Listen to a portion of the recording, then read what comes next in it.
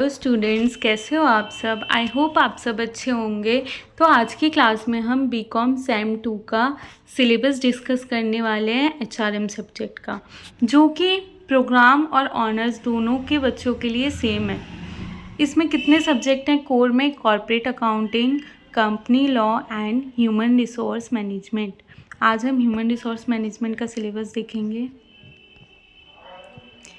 आपका जो human resource management subject है वो 100 मार्क्स का एग्ज़ाम होगा। इसका 5 यूनिट्स है इसमें, तो हर एक यूनिट की वेटेज 20 मार्क्स है। कोई भी यूनिट ज़्यादा इम्पॉर्टेंट नहीं है, कोई भी यूनिट कम इम्पॉर्टेंट नहीं है, हर एक यूनिट की इक्वल वेटेज है एग्ज़ाम पॉइंट ऑफ व्यू से। तो देखते हैं सिलेबस। फर्स्ट यूनिट है इंट्रोडक्शन टू एचआरएम। इसमें क्या क्या पढ़ोगे आप कि एचआरएम होता क्या है, इसका concept, function, role, status and competency of HR manager. ठीक है। फिर एचआर पॉलिसीज़, क्या क्या पॉलिसीज़ होती हैं, इवेल्युएशन ऑफ एचआरएम। एचआरएम कैसे कैसे आया, डायरेक्टली तो आ नहीं गया होगा ना, एक फेज से गुजर के आया है, तो वो सब हम पढ़ेंगे। कौन कौन से इमर्जिंग चैलेंजेस हैं जो एचआर मैनेजर को फेस करने पड़ रहे हैं। Workforce diversity. वर्कफोर्स डाइवर्सिटी क्या होता है? किसी भी ऑर्गेनाइजेशन में आप जाओगे ना, तो सारे के सारे employees same background, same culture, same thinking के नहीं होते, तो उन सबको हैंडल करना एचआर के लिए एक चैलेंजिंग पार्ट हो गया। एम्पावरमेंट, किसको कितनी पावर देनी है। डाउन साइजिंग, कैसे डाउन साइजिंग करें। वीआरएस क्या है, वर्क लाइफ बैलेंस, ये सब हम यूनिट 1 में पढ़ेंगे। नेक्स्ट यूनिट है प्रोक्यूरमेंट ऑफ ह्यूमन रिसोर्स। ठीक है। तो इसमें क्या क्या है? Human resource planning. Human resource planning से आपको बस क्या याद रखना है, डिमांड और सप्लाई किसकी, डिमांड और सप्लाई किसकी, ह्यूमन रिसोर्स की। इसको आपको क्या करना है, इक्वल करना है। ठीक है। इसके 2 डायमेंशन है, quantitative and qualitative dimension. Quantitative means जैसे वैकेंसी आती है ऑर्गेनाइजेशंस में, तो वो क्या हो गया, क्वांटिटेटिव कि इनको 10 एम्प्लॉयज़ की नीड है, ये क्या हो गया, वैकेंसी। क्वालिटेटिव क्या हो गया, कितनी स्किल होनी चाहिए उस एम्प्लॉय में, कितनी नॉलेज होनी चाहिए, वो किस में आ जाएगा, क्वालिटेटिव डायमेंशन। नेक्स्ट क्या है, जॉब एनालिसिस। ये 2 टाइप के होते हैं, job description and job specification.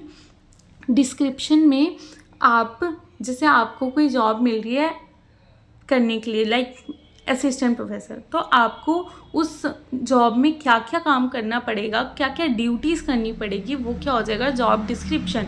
Job specification का मीनिंग, आप किसी जॉब के लिए अप्रोच कर रहे हो, तो उसके लिए आपके अंदर क्या क्या स्किल होनी चाहिए, क्या क्या क्वालिफिकेशन होनी चाहिए, वो क्या हो गया, जॉब स्पेसिफिकेशन। फिर नेक्स्ट टॉपिक होगा रिक्रूटमेंट।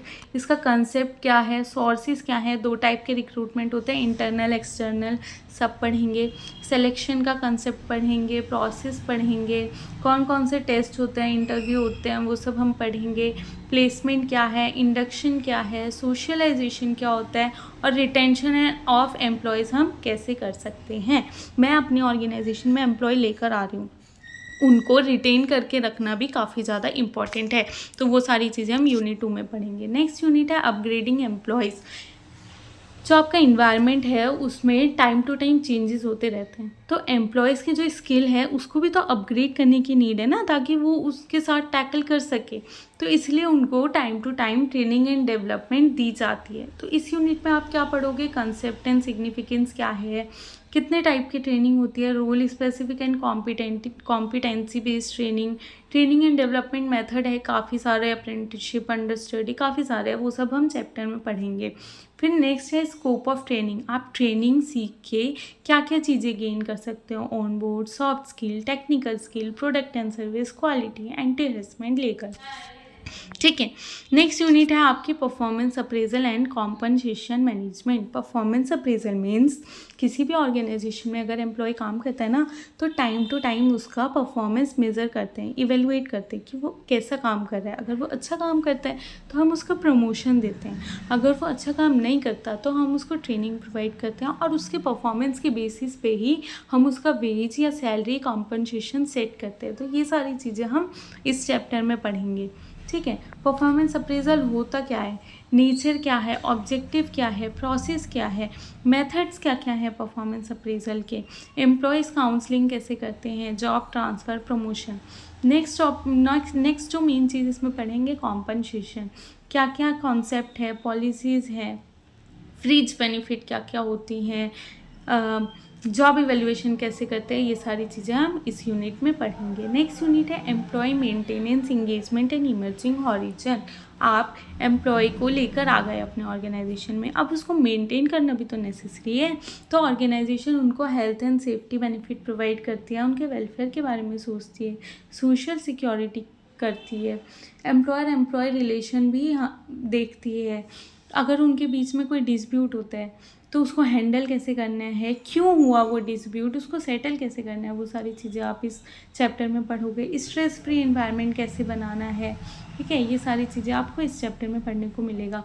और नई नई चीज़ें क्या आ रही हैं, जैसे HRIS सिस्टम है, HR ऑडिट क्या होता है, इमर्जिंग जॉब अपॉर्चुनिटीज़ क्या क्या है, टैलेंट मैनेजमेंट क्या होता है, एम्प्लॉय बर्नआउट हो जाते हैं, एक ही काम रोज़ करते करते मोनोटोनस हो जाते हैं, तो वो कैसे प्रॉब्लम सॉल्व करनी है, वर्क लाइफ बैलेंस और वर्क फ्रॉम होम। तो ये थी आपकी 5 यूनिट्स HRM की। 1 बाय 1 हम इसको कंप्लीट करेंगे, वन शॉट मैराथन ला के।